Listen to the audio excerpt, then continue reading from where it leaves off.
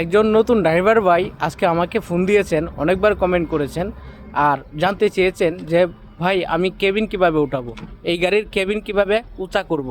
অনেক সময় আমরা দেখা যায় বিভিন্ন কারণে কেবিন উঁচা করতে হয়, আর আমরা যারা নতুন ড্রাইভিং শিখি কেবিন কিন্তু উঁচা করতে কিভাবে হয় আমরা জানি না। অনেকেই আমরা যারা জানি না আজকে জেনে নিব এই ভিডিওর মাধ্যমে, দেখতে থাকুন।